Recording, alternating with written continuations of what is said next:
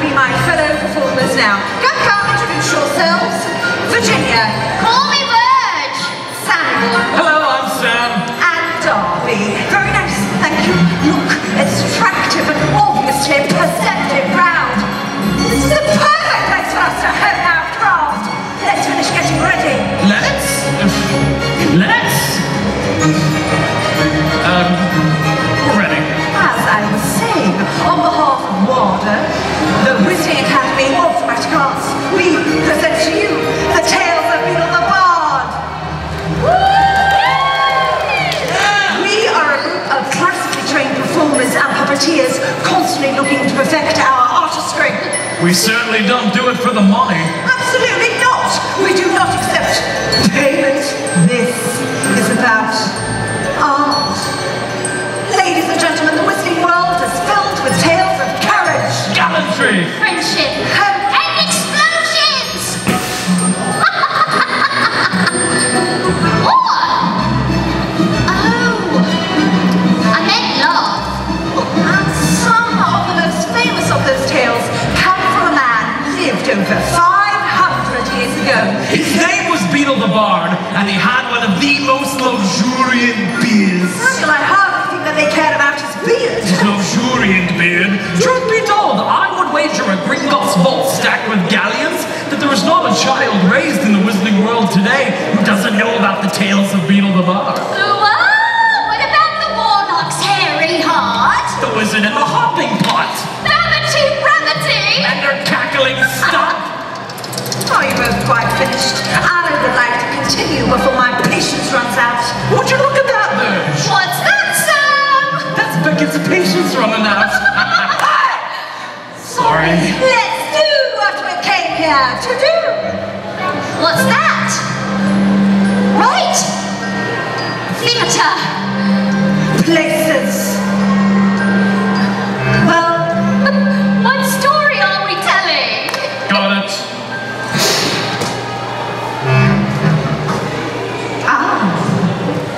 What story? the fountain of fair fortune. My favorite! Oh, My fellow witches and wizards, everyone ready? We now present to you the fountain of fair fortune. High on a hill, in an enchanted garden, enclosed by tall walls and protected by strong magic, flowed the fountain of fair fortune. Once a year, hundreds of people traveled from all over the kingdom to wait outside the garden wall. There, at sunrise, a single unfortunate would be given the chance to fight their way to the fountain by sunset, bathe in its waters, and receive good luck and fair fortune forevermore. On the appointed day, 3 witches met on the outskirts of the crowd and told one another their sorrows as they waited for sunrise. The first, by name Asha, was sick of a malady no healer could cure.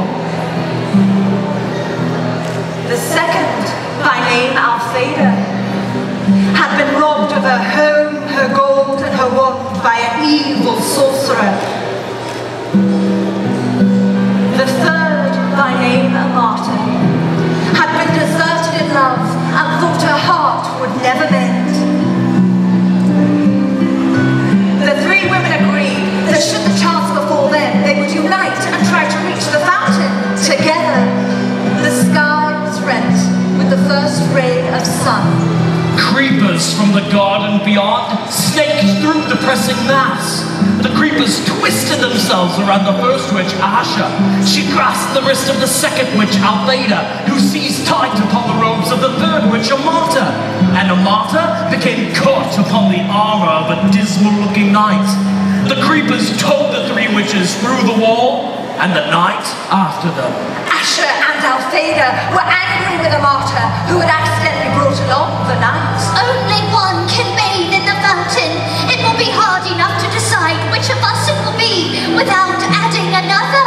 Now, Sir Luckless, as the knight was known, observed that these were witches, and having no magic nor anything that distinguished them from a magical man, the three women to the fountain, he therefore declared his intention of withdrawing outside the wall again. Faint heart, draw your sword, knight, and help us reach our goal. And so the three witches and the forlorn knight ventured forth into the enchanted garden, where rare herbs, fruit, and flowers grew in abundance. Finally, they reached the foot of the hill on which the fountain stood. There, wrapped around the base of the hill, was a monstrous white worm, bloated and blind. At their approach, it turned a foul face upon them and uttered the following words. Pay me the proof of your pain. Try though they might to move past the worm would not let them pass. And Asha, despairing, began to weep. Then the great worm placed its face upon hers and draped the tears from her cheeks. Satisfied, the worm slithered aside and disappeared from view. The three witches and the knight began to climb the hill. Halfway up the steep slope, however, they came across words cut into the ground before them. Pay me the fruit of your labors. Sir Luckless took out his only coin and placed it upon the grassy hillside, but it rolled away and was lost. The three witches and the knight continued to climb, but though they walked for hours more, they advanced not a step. The summit came no nearer, and still the inscription lay in the earth before them. All were discouraged, except for Altheda, who walked faster and harder than any of them. Courage, friends, and do not yield. She cried, wiping the sweat from her brow, as the drops fell glittering onto the earth. The inscription blocking their path vanished, and they found they were able to move upward once more. With the removal of the second obstacle, they hurried toward the summit as fast as they could, until at last they glimpsed the fountain, glittering like crystal in the bower of flowers and trees. Before they could reach it, however, they came to a stream that ran around the hilltop, barring their way. In the depths of the clear water lay a smooth stone bearing the words, Pay me the treasure of your past. Amata was the first to understand.